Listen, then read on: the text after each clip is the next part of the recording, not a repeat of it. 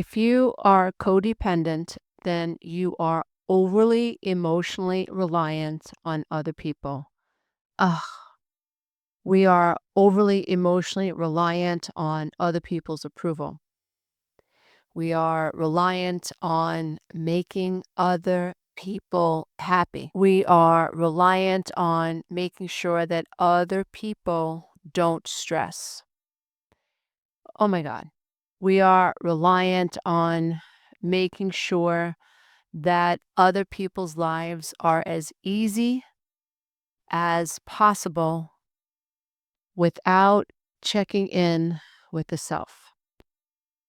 We are addicts in the sense that no, maybe we don't drink, maybe we do, but we have an addiction nonetheless. We have addictions to making sure that the boats that we're on don't rock too much. So that means that we are the monkey in the middle and we put ourselves there. So if we sense that mom and dad are going to start to scrap and get into it, we jump in. If we notice that our siblings are going too far off the path, we jump in. We know that our nieces or our nephews or our neighbors or our friends are struggling, and we jump in. We are so addicted to needing to control the outer environment that we are completely detached from what we are doing, why we are doing it, and how to stop it. We cannot fix holes in the walls that we cannot see.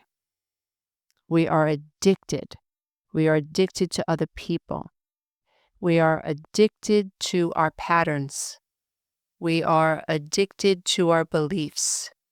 We are attached to our behaviors.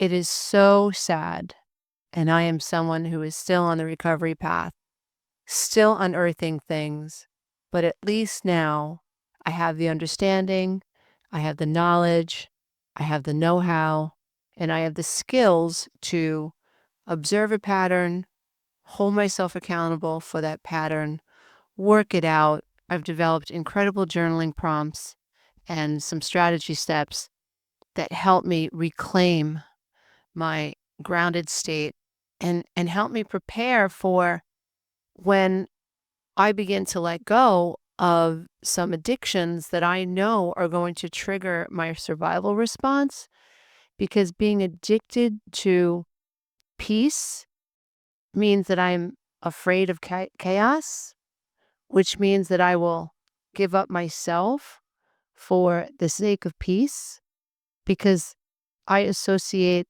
such a sense of fear and unsafety with chaos. And so if I see it anywhere, I want to stop it. I want to control it. Why? Because I grew up in an unpredictable home. I was persecuted and criticized and neglected emotionally. I was raised by people who had unhealed trauma, and they were control freaks, highly critical. It could be no other way. But I want off that crazy wheel. I want off that karmic wheel. The law of attraction is simply a cause and effect. And it's not my fault that I was born to this, that I was brainwashed or conditioned and programmed to behave this way, to think this way, and to live this way. But I don't want to do it anymore. I don't want to do it anymore. And I don't want to teach my children to do this. I don't want to model codependency and self-abandonment for my children. I want to model authenticity. I want them to learn to love themselves and be able to say, no, this is not enough for me. And even if they're disappointed, and even if they're struggling, and even if it's hard to tell the truth, they tell the truth. They tell their truth. Dis-ease is when someone does not speak the truth. I was sick and nearly died from inflammatory diseases because I was afraid to tell the truth. I told my truth when I was 7. I told my father, I don't think mommy loves me. And he told me, don't ever say that again. And I never did. And when my son was 2, and I knew I made a mistake by marrying my ex-husband, but I was 25 years old. I gave up nursing school. I was in this relationship completely financially dependent upon this person. I went to my mother. Mom, I think I made a mistake. She never asked me why. She never asked me what was going on. She looked me dead in the eye. I'll never forget this. I was outside my car with my son in his car seat, and she said, get in that car, drive home, and go lay in the bed you made. That's what she said. Never asked me why I felt that way. Never. And so when you grow up feeling like you can't speak your truth, those emotions stay within you. We know this. This is scientific. Don't believe me? Go look it up. Stress causes dis-ease. Dis-ease in the body is disease. Okay? But dis-ease, in my opinion, starts in the mind. It starts in the mind. If you have a disorganized mind, it's because your mind wasn't organized properly. You didn't hit emotional and psychological and social milestones in order. And that's not your fault. Your hierarchy of needs, they weren't fulfilled. And you can't progress to the next level of needs or milestones, social milestones, psychological milestones, emotionally intelligent milestones. You can't hit them until you go back and complete those steps. And that's not your fault. This is what I teach my clients to do in one-to-ones, and it's what I teach in my online coaching programs because it's science. It's science. And so we as codependents become addicted to outer conditions because as children, we told ourselves that if mommy was happy, we would be safe. So yes, it becomes an addiction, meaning I have no control over it now because I'm hypervigilant at the subconscious level. I am so tuned up and so highly empathic now as to what's happening outside of me. I can't not pay attention to how people feel. I'm absorbing it. And my subconscious mind has been now received so much data as it relates to fear and feeling safe that I can't not worry about you. Not worrying about you triggers Amy the amygdala. Letting you suffer the consequences of gambling or addiction or causing arguments with your spouse or your children or your narcissism, me trying to help you figure things out would make me feel safe if you listened and you did what I asked you to do, but that's a control issue.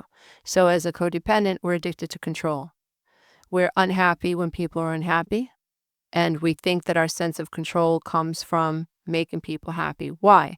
Because if you're happy, then I can rest. If you're unhappy, that makes me insecure, that makes me anxious. So I become addicted to control. So now I don't know that that's my issue, but I'm walking around planet Earth, and that's what I'm looking for. I'm looking for a sense of control. But what am I really tuned up for? Chaos. So I can be addicted to chaos. Why? Because I know how to function there. I know how to function in chaos. And whatever my brain associates the familiar with is what it associates safety with. So here I am as a codependent. No, I'm not drinking. I'm not drugging. I'm not gambling, but I'm addicted nonetheless. And it's controlling me. I'm possessed. Yeah, you are possessed. You're possessed by your subconscious mind until you break through and until you awaken. And then not only that, you have to awaken, and I'm just pulling up my notes. You have to awaken, but then you also have to develop life skills. Awakening is huge, but the mind is like your bicep. If you don't work it out, you're going to lose that muscle tissue. It's the same with the mind.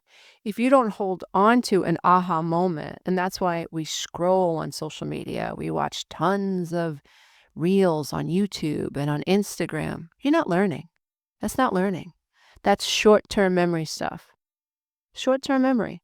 In order for you to really learn how to break through codependency, in order for you to break through an addiction to someone else, to their approval, in order for you to overcome the fear of abandonment, it has to go from short-term aha moment to long-term memory.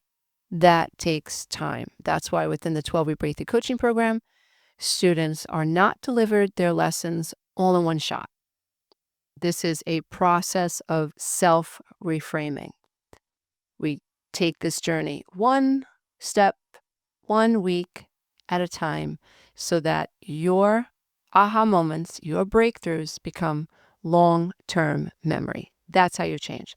So I want to talk a little bit about, well, I wrote down 7 things that codependents can become addicted to and why. This isn't to beat a codependent up. Listen, I'm a codependent myself, or I should say I'm a recovering codependent. Every teacher, every coach, every guru, every person that you follow, think about Louise Hay. What did she teach? She taught what she most had to learn. And I think they make the best teachers because I'm zoned in on this. I'm honing in on codependency. I'm honing in on early childhood development. I'm honing in on how to heal the subconscious mind. I'm honing in. And if I can heal myself, then I can carve the way for other people.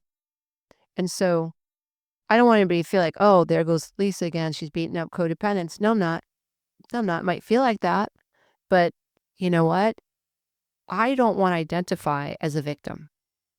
I want to identify as someone who, this happened to me. I was victimized as a child. I was. That's not my fault. It's not my fault. But I'll be damned if I'm going to carry that label with me for the rest of my life. Because if I do, I will not seize opportunities. I'll feel like a victim. I'll see an opportunity as a challenge and as something that was intentionally thrown at me to prove to me that either people don't believe in me or my subconscious mind will use that and say, see, it's their fault. You just can't do that. You're so wounded. You can't do that. I am not leaving planet Earth feeling like a victim. I don't want to identify as a victim. See, there's a big difference between, wow, I was abused in childhood or emotionally neglected or experienced this type of trauma. That's true. But we are not those experiences. And you know what's hurting us? Not the experience, but our attachment to the memories and the perceptions that we developed during that period in our time when we were going through these traumatic experiences. So it's the leftover stuff. It's the imprint. It's the schema that the mind develops as a result of it. It is the survival habits, the survival thinking, the habitual thinking, the negative thinking. I don't want it. I don't want it. And you look at people like Oprah Winfrey or Tony Robbins, so many well-known people who have had such incredible trauma in their life, and they're doing great things. They don't see themselves as victims. But the only way to really get what we want in life is to claim I'm not a victim. I was victimized, but this is how I'm going to break through. My process has always been calling myself out on it, like a tough love higher self. Like, you're doing that, knock it off. Like, you're going to attract that. Is that what you want to attract? Oh, you're teaching your kids that. You want to do that? Keep it up, keep it up, keep it up. I don't want that. And so this session is really about, hey, codependent, if you're like me and my work resonates with you and you really want to break through, this is where you want to look at, because you can't solve a problem or you can't find a solution to a problem you don't know you have. See, lots of codependents are controlling, but they don't know that that's a problem, or they don't see that the way they exist is a problem. Now, once you see it as a problem, it's like, okay, now I can start working on it. Great. And in that moment, you celebrate, figured it out. The moment you notice, wow, I was doing something I shouldn't have been doing, is self-awareness. Celebrate that. Don't beat yourself up. There's a fork in the road of consciousness. You can either go down the left path, which is you beating yourself up, or you can celebrate and sing, Alleluia, I just noticed that. And in the next moment, I'm going to do better. So I'm going to run through these. So codependents become addicted to approval. So codependents often seek constant approval and validation from others, leading to them compromising their own needs. So if I'm focusing on you and I have an addiction to focus on outside, and I have an aversion to focusing on myself because I don't know how to, or when I look within, I feel shame, or I've been brainwashed to think, oh, no, the answer is to let go of the self and to focus on others. If I've been conditioned to, oh no, the world's going to fall apart if I don't focus on you, then that becomes an addiction. Number 2 is rescuing others. We may feel a compulsive neurotic need to help or rescue others, often at our own expense. And this leads to a cycle of enabling unhealthy behaviors in others. So why would my alcoholic daughter have any reason to really challenge herself and stick with recovery if mommy paid her bills, if mommy paid her rent? Addiction tells you that you don't have a problem, that, say you like to party once in a while, it's no big deal. You didn't like that job anyway. It's a bunch of rationalizations. We make excuses for this. And that's why they say rock bottom experiences is so important, because it offers that person so much pain. Now they have a reason not to drink. But we're addicted to enabling and rescuing. We also are addicted to control. So codependents have an addiction to controlling situations and people to maintain a sense of stability and predictability in their lives. It also will keep you stuck. Growth happens outside the familiar. There is no growth inside the familiar. Trust me, I know. I still have to push myself to try new things, to go to different places, to go there alone. Take a chance. Go there by yourself. Try it. Be all up in your insecurities.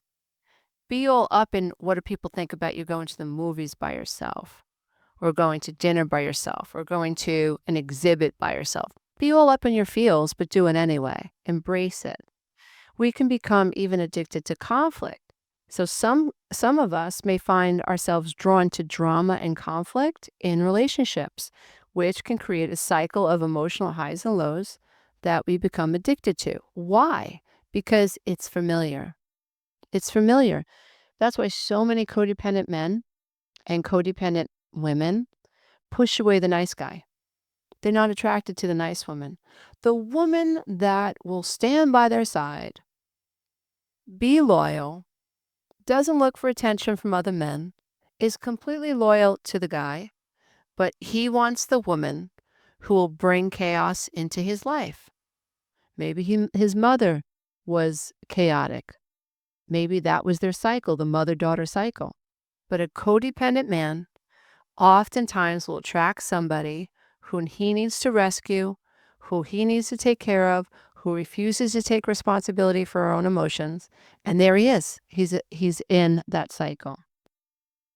We can become addicted to neglecting self-care. So we often neglect our own self-care and our needs, and we become addicted to the role of caretaker and martyr. So I went through this. Early on in my marriage, I was buying my clothes from BJ's. I didn't have to. Buy my clothes from BJ's.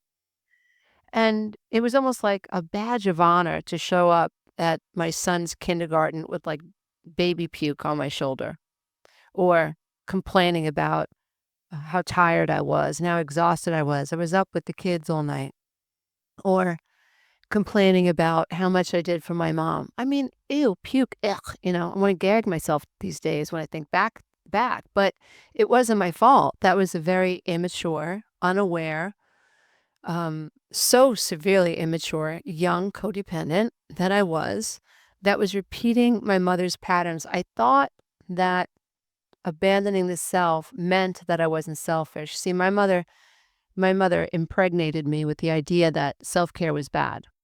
Self-care was selfish. And so I thought, oh, okay, so if I'm sacrificing myself, like, that's a good thing, right? But and I was looking for affirmation for that. Yeah, that's a good thing that you self-sacrifice. Oh, good for you, Lisa. But it never came, because that's needy and that's thirsty and that's manipulative. And so people see through that. Oh, I didn't know at the time. I see through it now in other people. I can spot that 10,000 feet away now. But it's taken me a while to get here. But what I'm sharing is true. if it's stinging you, it's like, ooh, that might be me. That's okay. Just sit with it. Like, you don't have to do anything with that. You don't have to, create a punch list of things that you have to do. And you don't have to go buy your clothes at Saks Fifth Avenue now and not complain about how hard things were the night before with the kids. That's not the answer. If you have a rough night with your kids, that's a rough night with your kids. The difference is posturing yourself as a victim, seeking validation and some sense of, empathy or sympathy or pity from someone outside of you that justifies this faulty cognitive distortion about what your identity is and where you should be achieving that identity. That's what you have to be careful of. Martyrs also become angry if they're really subconscious and they've been this way for like years and years and years, they'll become angry when you don't mirror back to them how great they are. They could become angry. That's where that's where I think this starts to slide into the swimming end of the pool where it's narcissism. So, when I don't tell you how great you are, when I don't praise you for being this person that has all of these fights that you fight for other people, and I don't agree with you, and you're complaining about how you throw yourself into this organization and that organization, you're complaining about how tired you are and how much money you're losing. And I'm like, okay, it's a choice. You're ticked off at me. Because in your head, you're thinking, oh, no, that's the way to get you to affirm me. That's narcissism, right? So, I have to affirm you because this is your choice. I'm not playing that game, right? So we've got to be careful. While we're codependent, we're looking for this, and when we don't get it, we feel abandoned and we shrink into the self. We feel ashamed of the self, and oftentimes it fuels even more self-abandonment. It's just a mind game. But at least if we talk about it, then we can expose it and we can start to heal it. We also have an addiction to the fear of abandonment. So this is a deep-seated fear of being alone or abandoned, and this can drive our codependent behaviors, and this leads to the unhealthy attachments to others. So typical of a codependent, let's say a female, heterosexual female, she meets a man and all she can think about is like, I hope he likes me. I hope he likes me. Well, what if you don't like him? Oh, I hope I meet his needs, or I hope he thinks I'm beautiful, or I hope he thinks I'm kind, blah, blah, blah. So you're not interviewing men when you date them. You're actually begging them to give you permission to be in their life without any logical interview on your part where you ask yourself, wait a minute, is this what I want? Does this shoe fit me? Right? Codependence, I know because I've been there. We'll cut our toes off to make a shoe fit. And then we'll complain that our feet hurt. And we'll stay there for 10, 20, 30, 40, 50 years. Right? It's not that we're dumb. It's just that we're unconscious and we don't know that we're codependent. We don't know that some survival pattern is running the ship. And that without awakening and processing the pain that causes these addictions and this fear of abandonment, we're not going to heal. We're going to stay stuck. And the last thing is emotional turmoil. So the emotional highs and lows of codependent relationships can create a cycle that some of us become accustomed to, even if it's unhealthy. So in other words, it's like, I remember growing up in my home, my mom was so codependent. I think she had narcissistic traits too. I know she did. And she could only be calm for 3 days. So there was this cycle, and I was a kid, and I could tell you, like, day 1, she's calm. Day 2, she's calm. Day 3, she's going to blow. If my mother didn't blow on day 2, she was definitely going to blow on day 3. And so that pattern becomes part of what your brain is recognizing, and it begins to brace for impact. But there's this certain level of control that comes with identifying that pattern. And then you adopt that pattern. So you're an adult, you're a mom, you're whatever, you're at work. And guess what? Guess whose cycle you're in? Her cycle. So you're only calm for about 2 days. And then you feel this turmoil happening where you create it in your life. And there's this explosion. And then you start to come down from it. And it's like, okay, you have just fulfilled a pattern. That's not your fault. The good news is, dear one, that you can break free of this. You can break through this. I'm doing it. I've done it. I've trained thousands of people on how to do it. And if this resonates with you and you'd like to know how you can do it, visit www.lisaaromano.com to learn more. We have lots of online coaching programs that can help you heal. We have my flagship programs, the 12-week Breakthrough Coaching Program, the Masterclass, and Soul School. These 3 classes make up the Conscious Healing Academy, in which we take you from being below the veil to above the veil. Hey, if you love this content, don't forget to check out the next video, and you can go to my website and take the codependency quiz.